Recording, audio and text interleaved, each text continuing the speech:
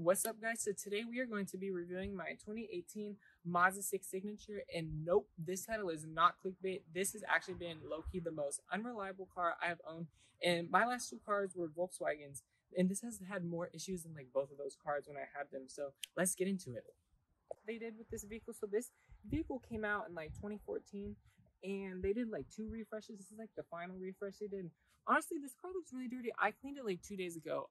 This car, the Mazda 6, I think gets dirty really fast. I could get that ceramic stuff and all those other products, but I'm not doing all that stuff. I washed it myself because, believe it or not, this paint chips really easily. I really like Mazda's paints, but they chip really easily. You can see I have some marks here. I should have got the PPV, but I didn't really think it was necessary, but now I know. If you get a Mazda, you should get the paint protective film. But looking down here, I really like this elegant design, how you don't have any fake vents. You got the silver right here. This is how you know somebody has a higher model Mazda 6 is if they have the silver here. Unless they like modded it to be black, you can make this black on the aftermarket mods. Some of the lower trims have it in a matte black. You could also get a mod on the aftermarket community where this will be like an LED. I didn't really want to do that, but I think it's kind of cool how you can do that. Looking at the headlights, these are you get standard LED headlights on every model, full LED with this LED turn signal. Even the base model gets this LED turn signal. I think that's really cool. And they are adaptive, so they like swivel. Like if you're driving at night and you turn the steering wheel, it like moves. These are the upgraded ones though, the Grand Touring Reserve and Up trims. So the top 2 trims will give you these headlights. Honestly, I really like how they look. And if you look closely here, we should low-key just cut that part out and do. Now, looking up close, here's a really cool feature I feel like not a lot of people see. These headlights have a bunch of little dots in them. Do you guys see that? Honestly, and it has that on the rear taillights too, which I'll show you guys. Now, here's something I want to talk about. The Signature model gives you this special like gray painted grille. All the other models will have a black painted grille. Honestly, what I've seen some people do is people have the black grille, they'll black this chrome out and black this out, and it looks really cool, especially if you have the Soul Red Crystal Metallic paint, which I wish I had the Soul Red Crystal Metallic paint instead of this gray paint. This gray paint is actually $500 extra, believe it or not. Same price as the Soul Red Crystal Metallic, but I got this car certified pre-owned, and all the other cars were like $2,000 more expensive than the gray Signature model, and they were like a trim lower in just a different color. So I'm like, I want to get that discount by getting a lesser color. But I think it's really cool when people black this out, and then they'll do the blacked out mirrors. Honestly, I feel like that's a really tasteful build. Now, these are the 19-inch, I think. I'll put it on the screen, whatever it is. These are the 19-inch wheels that come on every model but the base model. But since I have the Signature model, these are painted in like, I think it's a metallic finish, whatever, polished finish, whatever it's called. And honestly, these shine really well. These aren't shining that good right now because I didn't put any like special wheel cleaner on it, but I think I need to get some of that and put it on because I know they shine really good and they look really good. You could also get this in a black finish if you get the carbon edition. I think the black finish is the best, but I don't have the carbon edition, so I didn't get that. And let's talk about the tires. I forgot what the tires that came on this car. Remember the Signature model, I think, had a special kind of tire, but I had to get them replaced because these tires only last like 25,000 miles. I was thinking that I was just like wearing my tires down, but no, I was actually reading on the Reddit forum, the manufacturer tires only last like 25,000 miles, and so are these tires. I think are the same. I think these tires might be going out a little bit soon, but they grip really well. That's one thing that's nice about them. But if you're like flooring it from a stop, this is an open differential, 310 pound-foot of torque, front wheel drive. These tires, you're gonna spin them a lot. About these mirrors, you get LED turn signal in the mirror, and these are actually not a manufacturer option. These are some upgraded carbon fiber mirror covers I got. It's not an actual mirror, it's just a cover for it, so it actually protects the mirror. So I think that's really nice, and I just cleaned this the other day and it's already really dirty, so sorry. Obviously it's not real carbon fiber. These were like, what, $15 for 2? Who cares it's not real carbon fiber? Did you expect it to be real carbon fiber? I didn't, and why am I going to get real carbon fiber? Like, I really don't need to get real carbon fiber. Let's talk about the rear. Just like the headlights, these are the upgraded taillights that you get on the Grand Touring Reserve models and above, and you get the dots in there, like I said. All models come with LED taillights and LED turn signals. That's one thing I really like is you get LED turn signals in the base model. A lot of cars don't even give you LED turn signals, and if they do, they give you the red ones. It's just the brake light that doesn't even look cool. But the only thing that's the upgrade that makes this upgraded is see how there's like the LED lines right here. The lesser models don't have that. So they all have this little LED right here. I think that's cool. And you also get front and rear parking sensors. That is only available on the Signature model. You could get rear parking sensors as a dealer accessory. Not anymore because they discontinued this car. But signature model will only give you the front parking sensor. Let's open the trunk. You guys don't need to see my license plate. And how much trunk space do we have on our mini van? No, no! Shut up. No, please. A few people in here. I remember one time me and an ex-friend, we hid in the trunk of my car and we told somebody to come out of the house and like we were like, oh, we're in the car, and he's like looking for us. He got hella mad because we were hiding in the trunk trying to scare him. But you get a decent amount of trunk space. I can put whatever I want in the trunk. And you got these little side cubbies right here. Sorry, I have so much stuff in the trunk. But this show you guys how useful it is. I really need to clean out the trunk. I'm sorry, but low-key, I just leave my trunk a mess. The car inside of the car be clean, but like I don't really care about the trunk being dirty. Judge me if you want. Let's open this up. A bunch of papers in here. You guys don't need to see that. We get a spare tire in here and lift it kit. It's pretty nice. Now, let's get into the vehicle. Here is Mazda's key fob. Nope, it did not come blue, but you could get these dealer accessories. I actually literally got this at the dealership. It was $10. They have like yellow, red, green, who cares? Go check it out yourself.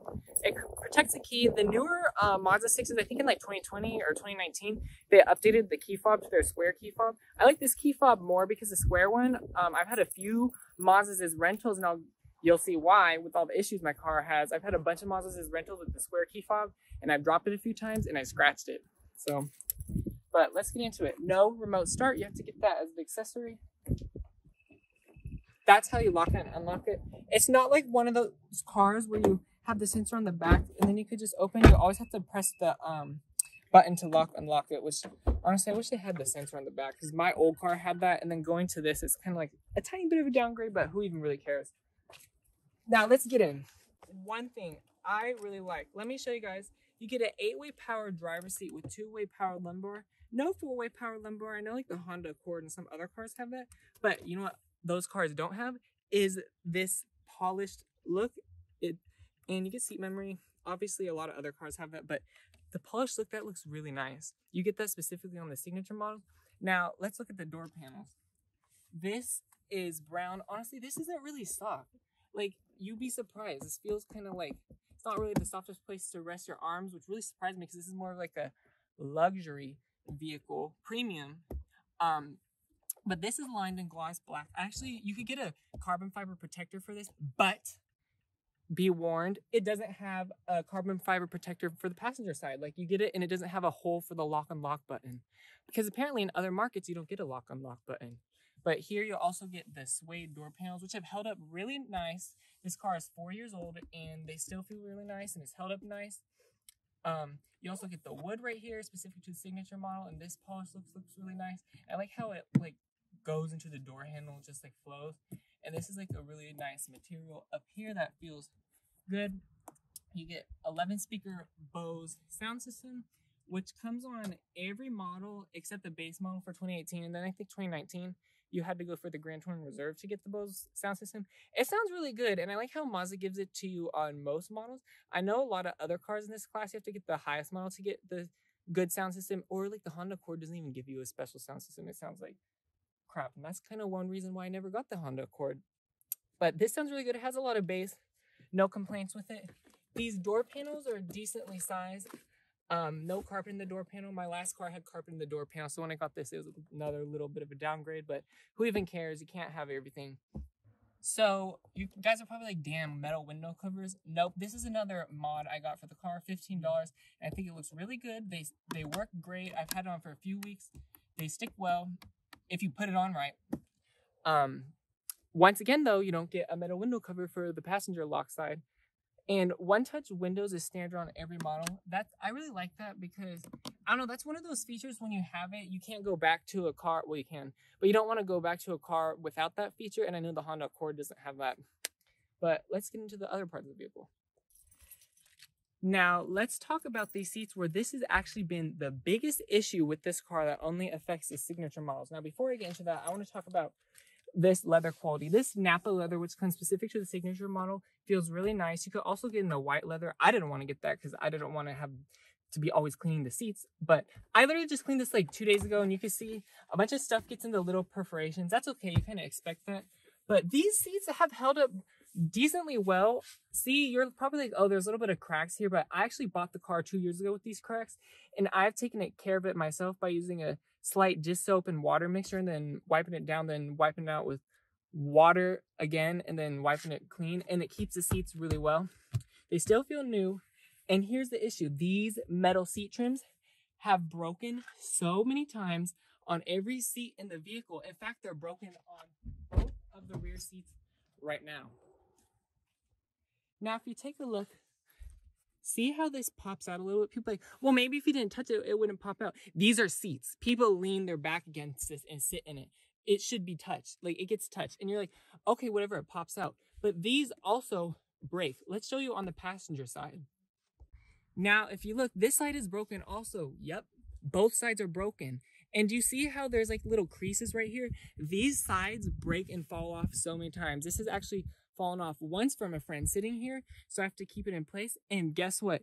These seats are brand new seats. Wanna know why Mazda refuses to fix it? Because they've already replaced every single seat back in this vehicle and replaced the metal seat trims probably at least 8 different times. I'm not kidding. There'd be times where I'd be at the dealership getting the metal seat trims fixed, and they'd be like, another seat trim broke while we're fixing it. I'm like, how does 2 break at the same time? And mind you, the seat trim started breaking a week and a half after I bought this vehicle. I'm not kidding. And they gave me brand new rear seats. See how nice these seats and new they look? Brand new rear seats. But guess what? They won't fix them now because they're still breaking. And Mazda says, my signature model is the only vehicle at their dealership that has this issue. They even had to contact Mazda corporate and design a whole new piece for me, and it still isn't working. But since they're discontinuing the vehicle now, they're like, well, we're not investing any more money in it. So guess what? I guess I'm just screwed. Let's start the car because we are hot, and let's talk about the inside features. Oh, you see on the gauge cluster it says service past due. Well, that is actually just because I need to get my tires rotated, so don't judge me. Here's the issue with the car, though. Look how long it takes.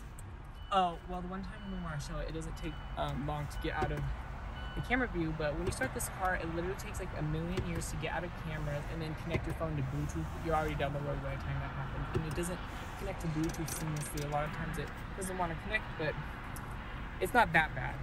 It's better than Ford's sync system. But let's look at the car. So here, you get leather, and every model includes this. You get leather on whatever this is called, the center console, and this is like really soft. I said that the other door panels weren't soft. This is where they make up for it because it's like insanely soft, and it goes all the way down here. And it's really surprised me that they throw that in. I also like that you get these 2 really deep cup holders. So if you have like an extra large American soda, it's not going to be flopping around when you take a turn way too fast. And if you don't want people to see all the ugly, gross coins I have in my cup, then I'll just close this. Here's another thing, like the windows, these metal buttons did not come with the car. I put them on. Don't you think guys think they look really cool? Really cheap mod. Make sure you stick them right though, because I didn't. And do you see how this kind of pops up and down? They also have some covers for this, but I was like, I don't want to be doing too much.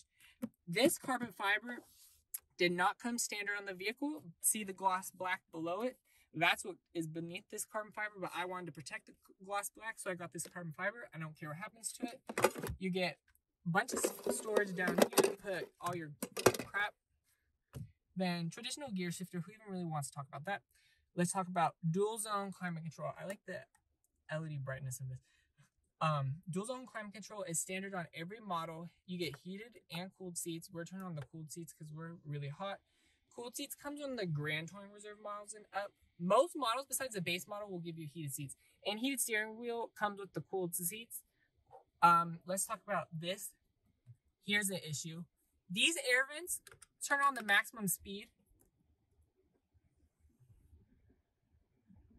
Barely any air is blowing out. Barely any air blows out at all. That's a huge issue with this car. One random feature that I feel like nobody knows unless you're like a Mazda6 owner is a signature model makes this area right here gloss black. Every other area or every other model will have a matte black right there. And then I really like how Mazda also makes this covered in leatherette. That's just one little design feature. They could have left it matte black plastic, but they didn't. This is soft. Who really cares about that? Wood right here. This is real wood. And then this suede dash is really nice, and it's just like the door panels. It's held up really well. All other models will give you a leatherette dash or a leather dash. Opening the glove box, look at that. A metal glove box handle. Seriously, that's really nice. Signature model only gives you that. Let's open it, and it falls slowly. And the signature model also is the only one that gives you this like really nice velvety carpet material. I have a bunch of crap in here, so this is a decent size glove box. Now, I don't know what size this is. What is it, 8.5 inch? I think it's 8.5 inch. You control it using the rotary shifter I showed you just now. And honestly, it's really easy to use the rotary shifter. Like, you get used to it really easy. This is Mazda's old infotainment system. Since you have navigation, you get traffic map. Looks like some 2005 ass traffic map.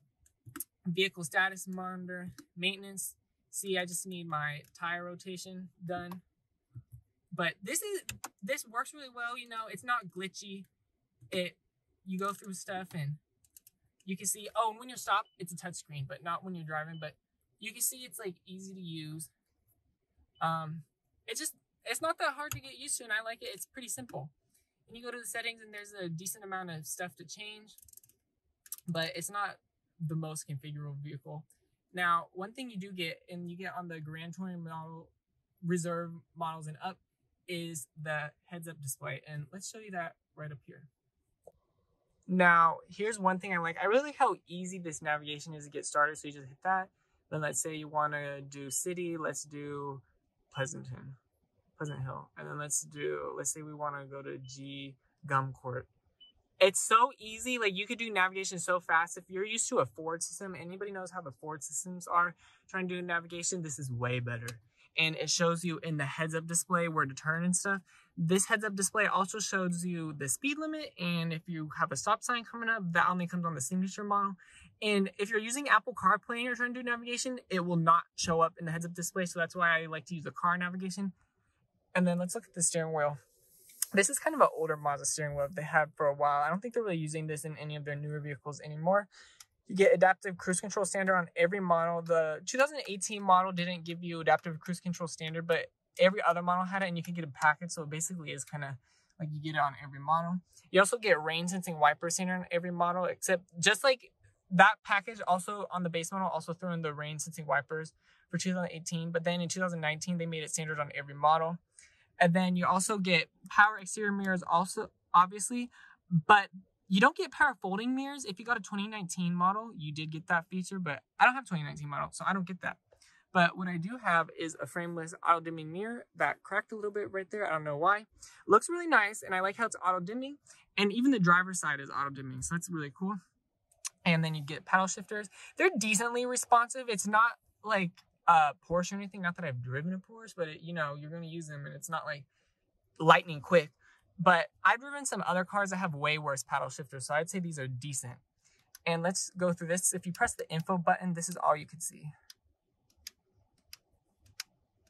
That's all you can do. One thing, I think if you press it, is it this? Okay, that does the kilometers. I think if you like hard press it, this, it changes these things on the side. See how it changes that? So you hard press it, does that. And sorry if it's the air's on. It is 100 degrees. We are dying. But here is the center console storage. It's lined this nice velvety material. 2 USB ports right here, 12 volt right here for my dash cam. You guys like my little accessory? I put in the aux jack, and this is pretty deep amount of storage. You can put plenty of things in here. All right, sitting in the back seat, I'm sitting behind myself. I completely forgot how skinny I am every time I make these car reviews, so I'm always like, you can fit in the back, but I forget not everyone's as skinny as me. People sometimes complain about how little space there is in the back seat, but I'm like, honestly, you need to compromise in this car because not everybody grows up in the back of really big trucks or really big SUVs. But of all the cars in this class, I think this might have the smallest back seat. This back seat, literally a Volkswagen Jetta, which is a class below this, has a bigger back seat. Granted, it is known for its space, but cars in the class below this have bigger back seat space than this. But what you do get that's really nice when you fold down this armrest is 2 cup holders, whatever. But heated rear seats, that comes on the Grand Touring models and up. And when you open this, you get a little storage in here to put a piece of trash and a little USB thing. And you get 2 USB ports, so people in the back can charge their phone. Not going to be complaining about the back seat when you have heated rear seats and you charge your phone. And you got a little, in the passenger, whatever, you have storage for drink. 2 other things. 2 map pockets right here. And you get a little metal thing on the back of the seat that's like in the front. Surprisingly, that doesn't pop out. These things, see this? This did not come on the car. I put these in the back so then I can protect the back seats from stuff hitting it. Let's also talk about this. LED lighting comes on the signature model only and no panoramic sunroof. I know a lot of other cars in the competition offer that, and Mazda finally just started adding panoramic sunroof. So I wish that we could have a Mazda6 with a panoramic sunroof, but I don't think they're going to be making them anymore. Let's open up the hood. I'll show you guys. Now, you have to pop it up yourself with this. Other cars, obviously, can do the hydraulic struts, but this is a Mazda. You shouldn't be having to open the hood and work on it because it's supposed to be a reliable vehicle, so that's why they probably put that. But 2.5 liter 4-cylinder turbo with 250 horsepower and 310 pound-feet of torque. Now, I know they upgraded it to 320 pound-feet of torque, I think, in the 2020 model year, but I don't have that. Here is another 2 issues I've had with this car. When a while ago, it had a very minor oil leak, and since this has a warranty, the dealership fixed it all for free. And it was so minor that I was able to drive the car while I was waiting for parts. So that's pretty good. And then I also had, but it would have been like $700. It was a valve stem cover, the valve stem cover broke or whatever thing it is. It broke, and that would have been like $700 fixed or $500, I think it was, if I didn't have the warranty. But then the other thing that broke was I had a coolant leak. But once again, it was very minor that I didn't have to have a rental car while I was waiting parts. But that would have been like another $700 if I didn't have the warranty. So few little leaks here and there. But other than that, this has a 6-speed automatic transmission, not a CVT, not a dual clutch, and it has been very reliable. No issues with it. And I kind of like, I don't beat my car, but I do drive it a little bit hard sometimes. I take turns a little bit fast. I floor it a lot, not a lot, but I floor it every once in a while. And this transmission still shifts very smooth, just like the day I bought it, and it has not given me any issues. Same with the engine. Besides those leaks, the engine has worked flawless. Now, how much MPG does this get? 23 in the city, 31 on the highway, and I think you get like 25 combined. That's not that good. 31 on the highway, that's kind of decent, but 23 in the city, that's not really good, especially when that BMW 335i review I just did, that car got around the same MPG, and that had way more horsepower than this, and that is also older too. So Mazda could have improved the MPG, but oh well. All right, I also forgot to talk about how you get a 360-degree camera that is only on the signature model. And look how good this resolution is. Did you guys think this is like a very high-quality 22nd century 360-degree camera? Yeah, no, it's not. But I know the 2020 and the 2021 models have a better camera, but the 2018 one, this one's so bad. Literally, my last car was a Volkswagen Golf, and the backup camera was better than this. So I literally got like a different car, and then I like downgraded on the backup camera. It's kind of funny. Let's get to driving. All right, driving around town, one thing that I instantly noticed is just how well this transmission is. People like to say crap about Mazda having the 6-speed auto in this because it's a pretty old transmission, but this is a really reliable transmission. And since it's a 6-speed, it's not always hunting for gears like the Honda Accord 2.0T's 10-speed. I feel like 8-speed is kind of like the perfect combination.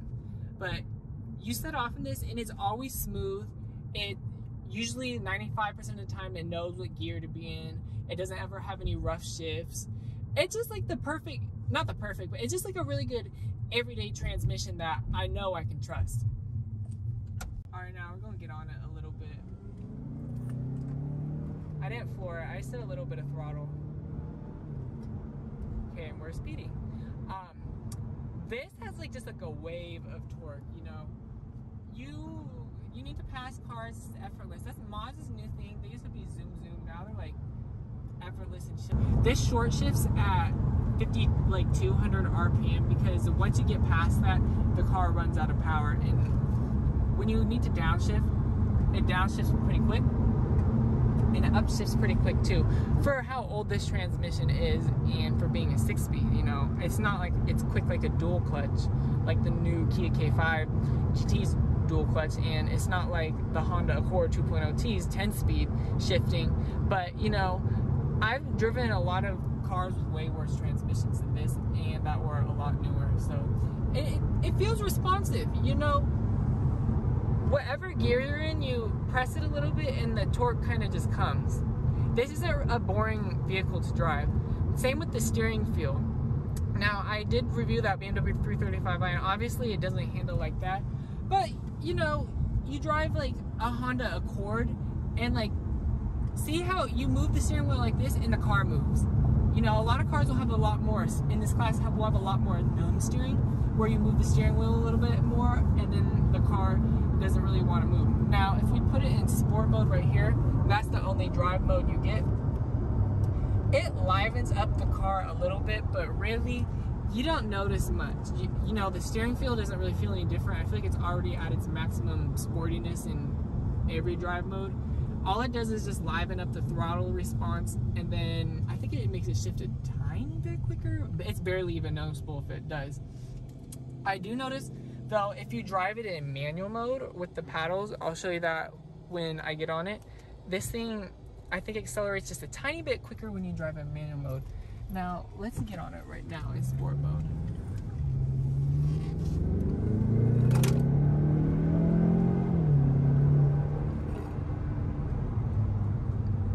It was pretty decent. I feel like sometimes, though, you floor it and you're from a stop, and I said it wants to be in the right gear, and it usually does, but every once in a while it'll be in the wrong gear. Like, it'll be in like second gear, and you won't be like getting the maximum amount of power. And that has happened to me a few times with telling on myself when racing somebody. But most of the time, though, this car performs great. And I actually raced a V6 Camry TRD, and this thing gassed it, probably because I think that Camry's 8-speed. I know that Camry's 8-speed doesn't do the best with performance driving. And then I also raced a Honda Accord 2.0 T from 0 to 100 miles per hour, and this thing was just like basically a car length behind it the entire time. So people will talk about, all these paper boys talk about paper numbers, and you know, it's this much faster. Honda Accord 2.0 T is 0-65.5, this is 6.2. But in the real world, that's like really not that noticeable. But it is still faster though, the Honda Accord and the Sonata N-Line. This is still kind of like one of the slower vehicles in the class 0 to 60. But I feel like this is a lot better to live with every day than some of those vehicles. 0 to 60, traction control was really easy to turn off, just a button.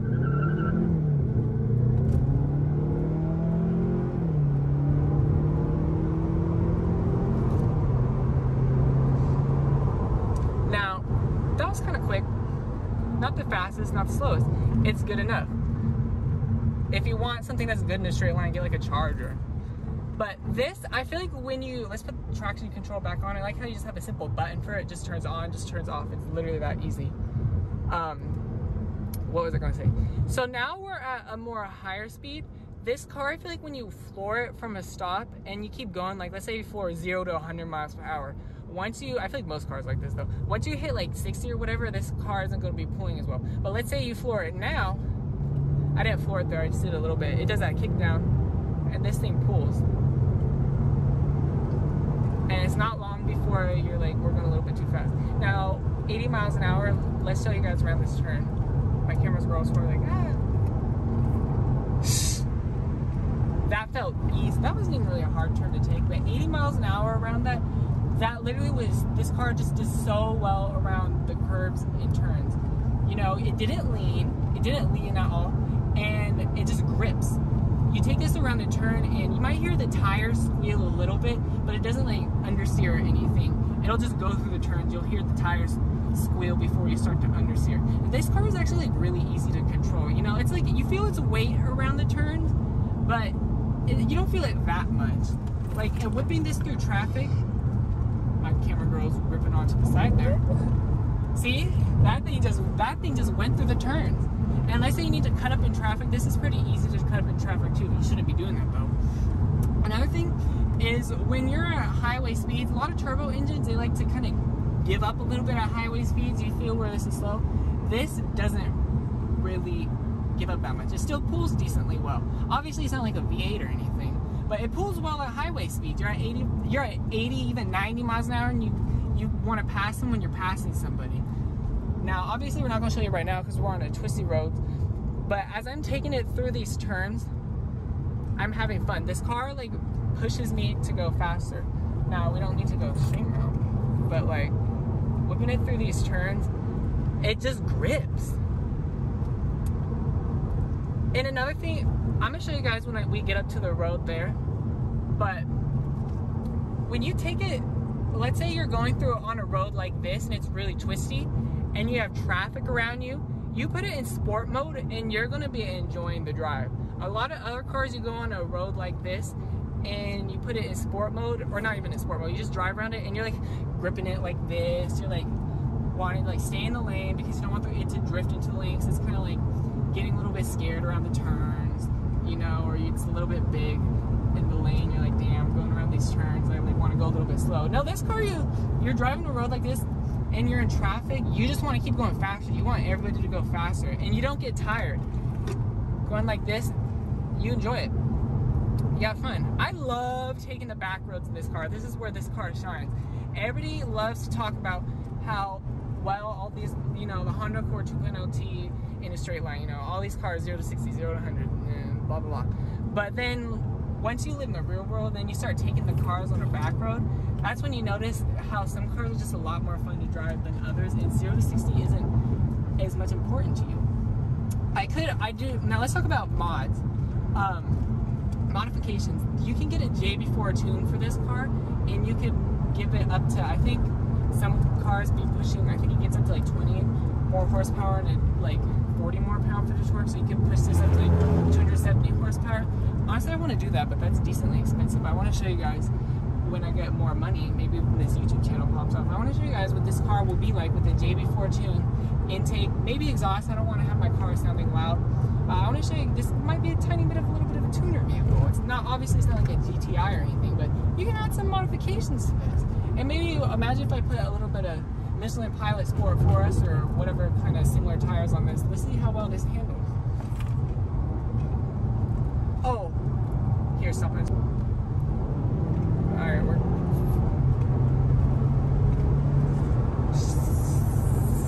yeah, this pulls. This car also has a really good safety rating, so I don't feel scared doing a pull like that because I know this car is like a 5-star safety rating. That's what I really look for in a vehicle. I feel like nobody talks about safety ratings, but Mazdas actually make really safe vehicles. Let's talk about another thing that went wrong with my car though. The rear door lock actuators went out. Yep, and that would have been like $700 to fix if I didn't get the extended warranty, which covered electronics. Thank God I got that. And I was actually looking on the subreddits of like Mazda and stuff and Mazda6s, and I feel like some people have actually like commented about that happening to them. So I'm like, that might be an issue with this car. And you want to know how you know if your door locks are going out? If your Mazda starts making a sound when it's like locking and unlocking randomly, then your door lock actuators are going out. Now let's take this car in the turn. See, it handles well, but then you also, it has good steering. Like, you know, you feel it, I don't want to say you feel connected to the road, but I'm gonna feel connected to the grave in a minute. That's how I'm freaking driving on these roads. See, like a road like this car excels at. It's not losing grip at all. Right there, tell you what. I need new tires. Keep it easy, please. We're trying to survive this video. We're good. I drove this road the other day going faster. We're good. Oh, let's talk about the brakes. That's the last thing I want to talk about. This car has an issue is warped brake rotors. And that has happened to me, I think, once or twice. I've had this car for 2 years, put 40,000 miles on it, and I've had to get stuff done to the brakes twice. And maybe I'm just sucking on the brakes, but I feel like I try to drive my car pretty well. You guys are like, no, he's not, looking at this review now, but I'm like, bro, this is a car review. I don't drive my car like this every time I drive it. But yeah, overall, I just think this is a really good car. You know, I got this, how much did I pay for this? When I got this in 2020, 25, actually I'll say out the door, 28,000 and some change out the door for this car. I think with 15,000 miles, 2 years old, I think that was a really good deal. 0 accidents, and I got the cheapest one in like 500 miles within me. And I'm really happy with my purchase aside from the seat trim issues. And it's held its value pretty well. I feel like most cars are like this because we're in the car pandemic. But it's worth as much as I owe on it. Oh, traction light went off a little bit, but it didn't feel like we lost traction. But yeah, this vehicle, it seems like a pretty good vehicle to own. Oh, and there's not really any rattles driving this around. There's one actually rattle, but I think it's from the things I have in the back. I don't think it's from the car. And with 56,000 miles, this thing still rides really. But overall, this is just like a really comfy, great daily driver. The ride quality is still great. I got 56,000 miles. And honestly, I'm happy every 2 years into ownership. I'm really happy every time I drive it.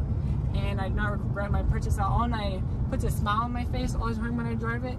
And when I look at it, it doesn't look old. You know, a lot of cars, 2 years into ownership, you're like, okay, I shouldn't turn right here. We're looking for a spot to turn around, but blind corner, no, I'm not done. A lot of cars 2 years into ownership, you're like, this is starting to look a little bit old, but no, I think this still looks really good, and I just love the design of it. So overall, I think this is a great car, and if you want to get a Mazda 6, I think don't get the signature model.